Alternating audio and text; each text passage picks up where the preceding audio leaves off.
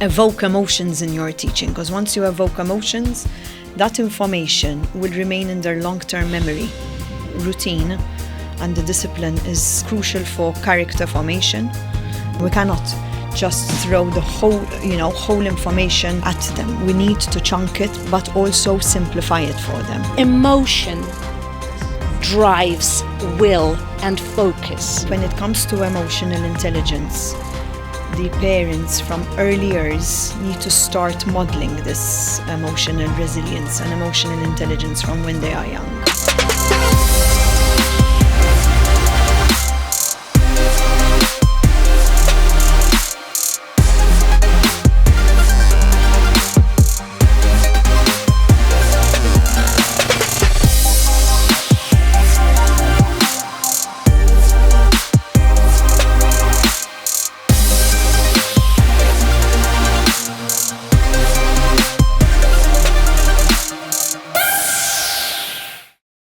Okay, so welcome back, Eric and Olga. Really good to have you again for this fourth and final episode on Gen Alpha students. I think in this one, we're going to focus more on the question of engagement, how we engage the students, how we deal with this question of shorter attention spans, which is one of the kind of defining characteristics. And I think maybe I'll start off with this question of motivation, a bit of understanding about different types of motivation. Do we need to have an understanding of that in order to talk about this? There are two kinds of motivation. You have the intrinsic motivation, which comes internally, and there's the extrinsic, which through rewards, for example. So that's the extrinsic motivational, because you want to reach a goal, and that is your motivation to drive you forward. And I believe that attention and motivation are very much interlinked. If they're motivated, they're going to be attentive. And if you engage them to be attentive, they're going to be motivated. Right. So they're both interlinked within the classroom. When it comes to their short attention span, Gen Alpha, it's real, yes, but I wouldn't call it a deficit. I would rather call it an adaptation to the world around them, because that they don't know any better. I mean, we have the TikTok reels that we mentioned before, and we have the videos. Even our brains are getting rewired. Yes. If I had to send you a video, what's the first thing that you would look at? It's the amount of time, the length of time, the duration. Right. Now, if it's a 25-minute video, we wouldn't get down to watching it. But if it's a 2-minute video, we'd get down to watching it there and then. Yes. So even our brains are getting rewired, adapting rather to this technology around us. Yes. So just imagine these students who are born and immersed into this world. Yes. So there are a number of strategies now that Olga and I will be discussing on how to go about their short attention span. And one of them is, for example, chunking information, as we said. Okay. Right. So this is great because, as you say, there's to some extent this question of attention perhaps has always been there. It affects us, but it is definitely much stronger now. And we're dealing, as you say, it's a conditioning of the environment in which Gen Alpha is being brought up. If we have a teacher who's listening and is saying, I'm really struggling to get my students to concentrate long enough to actually learn things, what would you be advising? Well, I feel your pain. That's what I could say in the first place. But on the other hand, I would gently question that. I mean, could that be like our judgment and our vision of what's happening in the classroom come from our own frame of reference, as in, oh, you're not focusing, therefore you're not going to achieve anything? I would just wonder if we take a bigger view on the classroom and say, what are you going to achieve in those 20 minutes? when you say they can't focus for 20 minutes, like, but what was the aim? What was your language goal? What was the language? What was the lesson plan? What were you hoping to achieve in those 20 minutes? Just to really look into whether it is a realistic expectation that, for example, in 20 minutes, students are expected to work out, the meaning of the, present perfect or whatever. Yeah. So it's just, I think clearly seeing what you want them to achieve, and then asking yourself, how can I maybe chunk it and split it in not 20 minutes, but how can I just split it into 5 minutes of watching a video, listening, and then answering the questions, and then a discussion, make it a kind of slicing it thinly, but making it more dynamic. Maybe they might not be able to focus for 20 minutes, but they will, by shifting the dynamics of this lesson, you could potentially achieve more in those 20 minutes by allowing students to switch their attention between different types of tasks. So teaching, for example, the present perfect. Yes. Okay, in different ways. I think multimodality comes into this. Yeah. So to keep the students engaged, showing the present perfect in different ways. Yeah.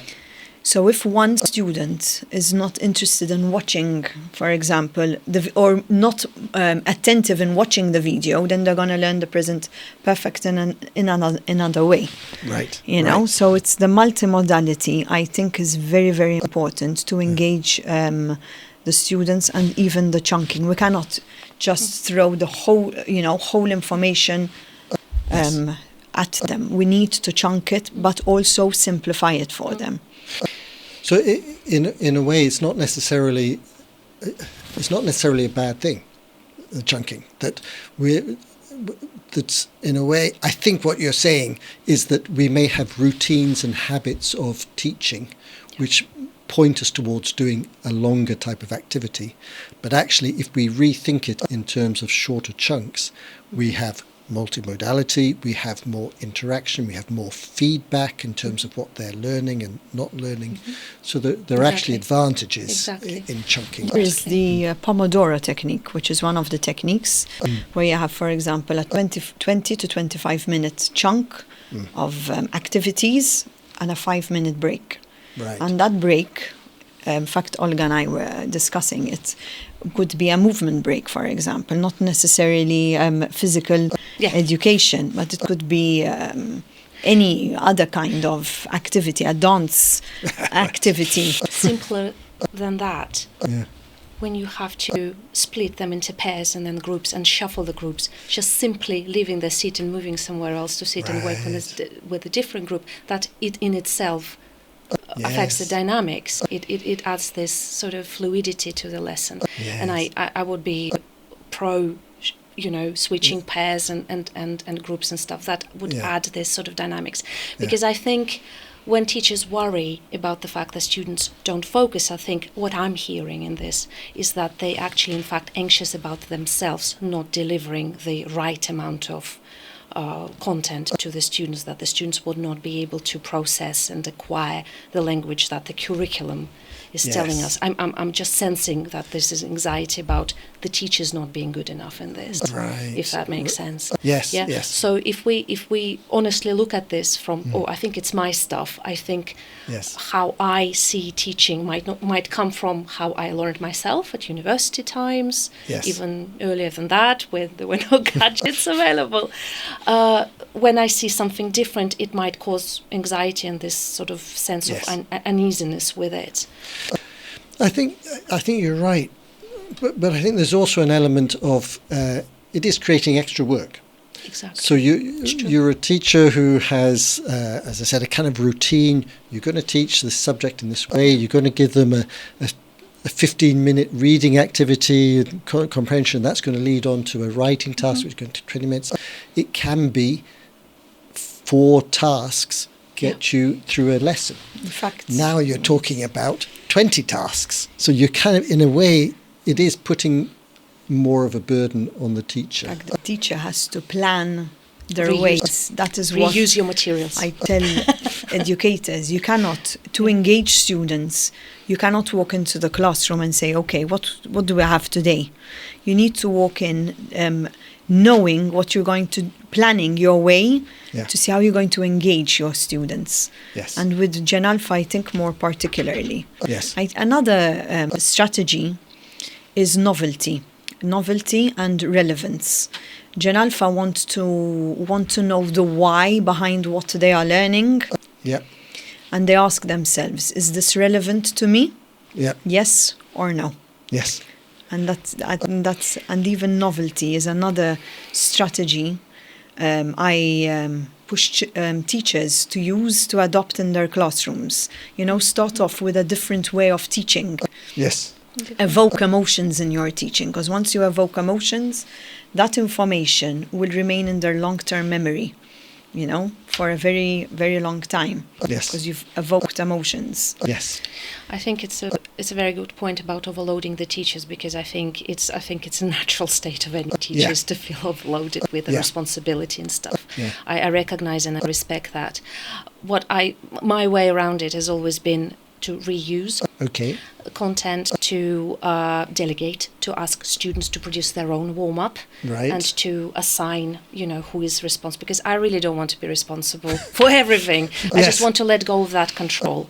It's funny how, as a teacher, I want to be in control, and I don't want this control, because it'll be more beneficial for the learners to be in control. So why don't we just assign, people who are responsible for, doing a game, a warm-up and stuff, because they can do that, and we can just sit back and have our cup of tea. What I'm saying is that I think we need to be reasonable at what's achievable for us as students, as teachers. Yes. We can use AI for generating stuff. The quality of that generated material, it is questionable, but what I think is a bigger message to the publishers here as well, that now, because we're not so limited to paper course books, the possibilities are endless. So you could actually, instead of getting teachers to spend their time searching for all this additional material, publishers can actually support teachers by providing the pool of activities that the teachers can use and reuse with their learners. Can I just pick up on one thing? You talked about reuse, and then you mentioned delegation, and you went on to delegation. I think that's great. But could you say a little bit more what you meant by reuse? I think teaching is a very personalized experience. Yeah. Again, I have favorite lessons, I have favorite activities that always worked. Yeah. And actually, when I use published material, I always have this little I'm always checking, this didn't work, I'm going to use it again. This worked really well. And I know solidly it always works with my students, whatever classroom I have. Yes. The magic of teaching is that the material, the quality of the material is very important. Yeah. Is how well it's designed and presented. So I don't want teachers to feel that they're just alone in this process. I want just teachers to think of, okay, how can I be mindful at selecting the published material that's been designed by professional methodologists and learning designers that really support me in my delivery. Yeah. I don't want teachers just to feel it's just them and nothing else. I would encourage teachers to use this support. Because I think there's something about, you can have routines and particular ways of dealing with things which create those chunks which are then reusable. Exactly. Yeah. My favorite use, just a tiny example, I use the bomb timer with my students. Okay. That's like a ticking. Well, it's very simple. On YouTube, you can get those 5 minutes ticking bomb. I know it causes a lot of anxiety, but they're giggling. Usually, there's a lot of giggle. Oh my God, I'm going to explode! Let's just have it. Emotion. Yes. Drives emotion will and focus. Yeah. Yeah. If you feel excited or slightly anxious, which is like controlled anxiety, that releases this sort of excitement feeling. This is what we want. Yeah. And even Generation Alpha, another way of tackling is making them work in pairs or in groups. rather in teams, because there's a distinction between group work Yeah. and teamwork. Yeah. Teamwork, you're working as a team, you have your individual parts, but working together to arrive to the same goal. However, group work is working individually. Together, but individually. Right. So there's a kind of difference between collaborativeness, but not the same goal. Exactly. Yeah. So working in Gen Alpha, although they like working alone. Yeah. For example, they like working alone when it comes to their games. Yes. But they also like working in pairs and also in groups. And Yeah. another strategy a teacher could use is build curiosity as well. For example, start off your lesson with a picture of a suitcase. I'm just thinking at the top of my head. Suitcase. Bring a suitcase and say, who do you think the suitcase belongs to? Ooh. And you start a discussion, for example. Right. And then you start moving towards your learning outcome of your lesson from Right. the suitcase Right. and applying it to the real world. Yeah. I think with Generation Alpha, real world application is a must, because they're constantly applying what they're learning to the real world Right. through their modern technologies. So I think it's important. Hi, I'm Dr. Erika Galia. If you're curious about how Generation Alpha learns and how we can teach them more effectively, I'd love for you to check out the book Olga Saya and I co-wrote. We take a deep dive into the neuroscience behind how this generation processes information, builds focus, and engages with the world. You will find practical strategies designed to help you connect with Generation Alpha learners in meaningful ways. It's a resource for every teacher who wants to understand not just what to teach, but how these young minds learn best. Enjoy the read. See the link in the description for more information. I don't think this is particularly Gen Alpha. I think this is an issue which is there with Gen Z as well, which is particularly at schools that focus on exams. So why are you learning? So you ask, what is your real reason for learning? Well, I've got to pass an exam, and trying to create that real world engagement. If on the surface it's about passing an exam, I think is quite challenging. I don't know if this is something you've found equally with Gen Alpha students. For example, if you're teaching, I'm going to go practical here. If you're teaching instructions, for example, get their village, the roads in their town or their village, and use that to teach instructions or, for example, directions, for example. Right. So you're getting the real world out there and getting it into the classroom. Yeah. So, well, one of those collaborative tasks in speaking, for example, is to work together to find a solution, to real world task, which might not necessarily be, with the younger learners, I think it's not about just the global problems, but more about their classroom, about their town, about their community or neighborhood. Yes. So building on the point that we were saying earlier, that a lot of Gen Alpha students are perhaps more in touch with global issues than perhaps previous generations. Yes, because they have the world in front of them. And I think, click of a button. I think the real world application for Generation Alpha is so much modeled through gaming immersive experiences, where they can become, farmers, sell crops and things. Why don't we use that in our language teaching? Because I find it fascinating. Selling, negotiating, the sort of business side, even with younger kids, kind of role plays in exchanging. Because, for example, my sons was so obsessed with getting what's called, I think it's called, oh God, I'm going to embarrass myself, like a wet coconut in Roblox. It's a very rare item. You have to trade or grow or work with others to make it happen. So it's the whole world out there. It's how they exchange and trade those things, like indigenous people. So why don't we bring this in the classroom and introduce that and ask them what they want to focus on? Now that you saying that reminded me that one of the other things we wanted to talk about was gamification. Because that is often kind of cited as that's the way to engage learners. They're in a world where there's a lot of gamification, etc. Because you have the reward system. There's the dopamine that comes in there. That's right. Into gamification. Yeah. But it also can create anxiety for some students. Right. So, for example, you'd have the timer. Yeah. One of the elements of gamification is a timer. Right. That can cause dopamine for one student, for another it would create anxiety. Yes. You know, the leaderboards, for example.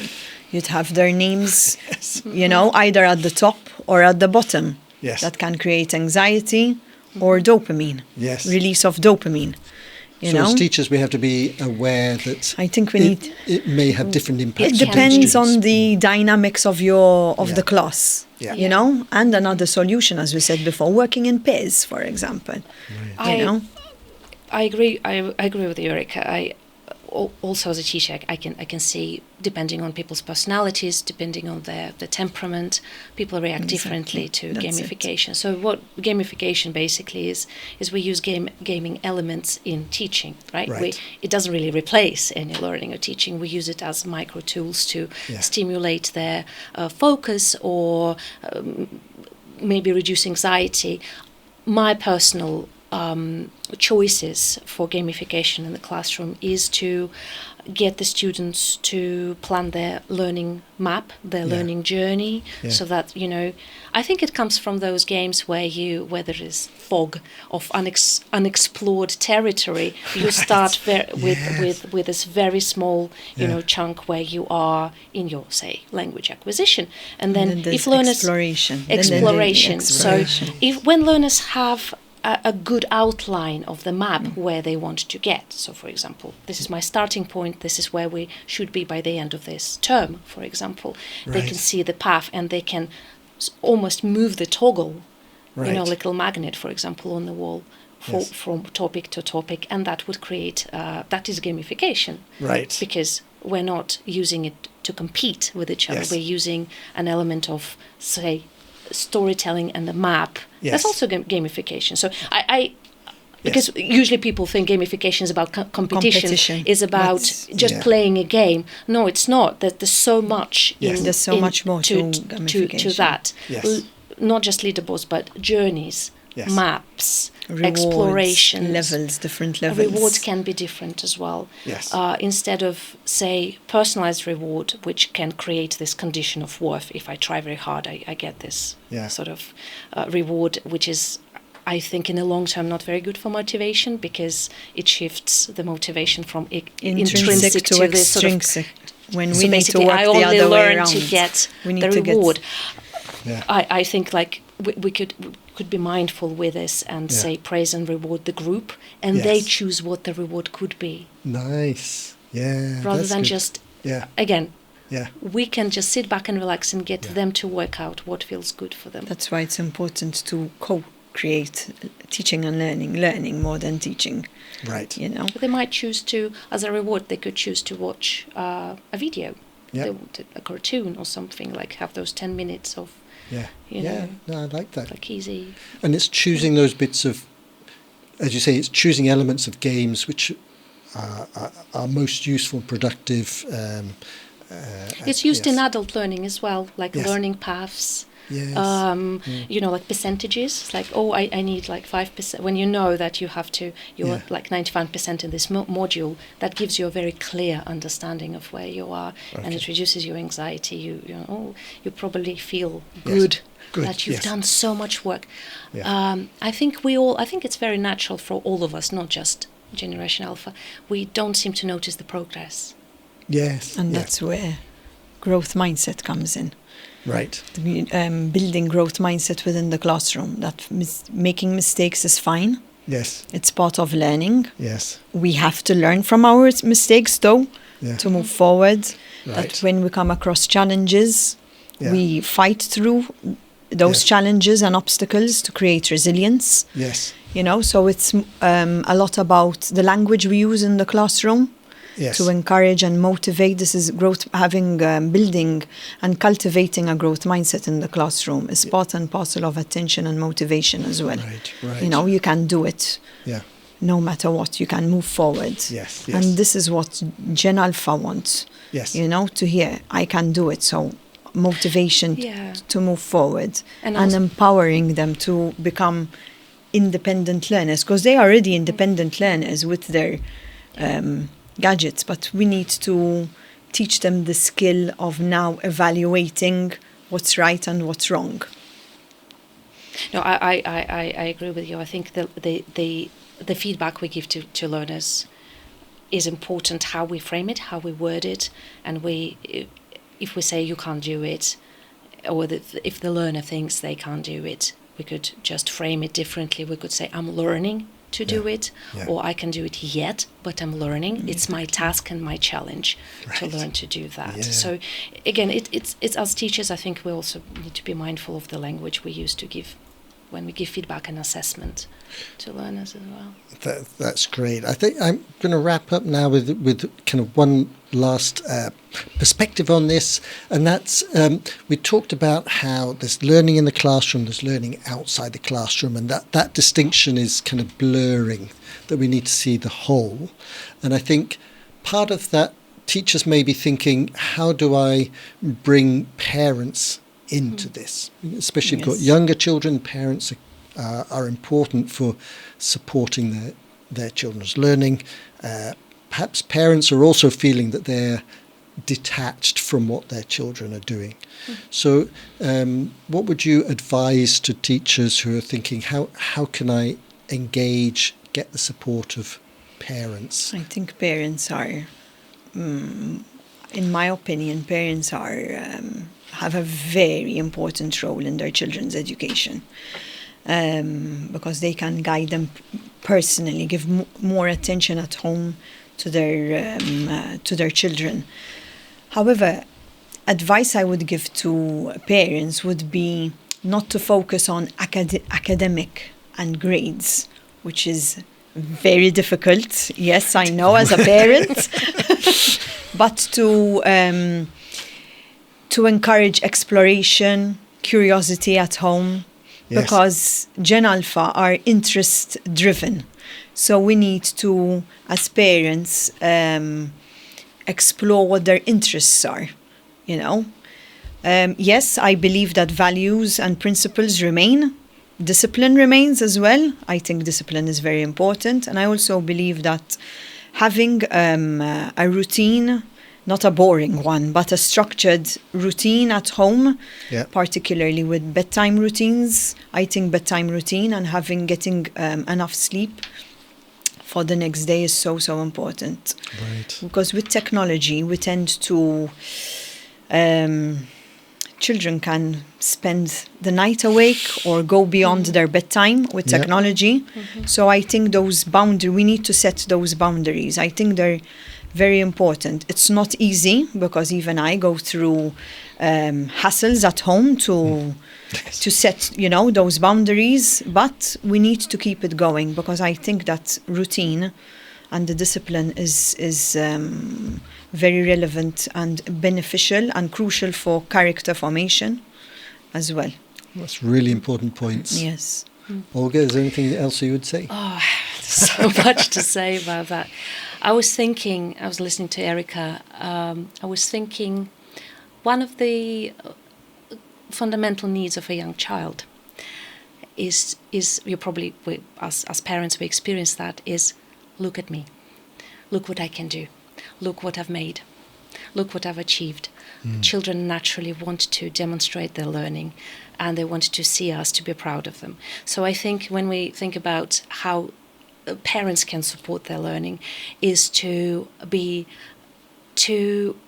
that person who is involved in this demonstration, where we can see what the learners can do, and the parents can notice, appreciate, praise the children, thus creating this intrinsic motivation in the children. So instead of saying, "Oh, I'm so proud of you," we could say, "Oh, look how much you've achieved.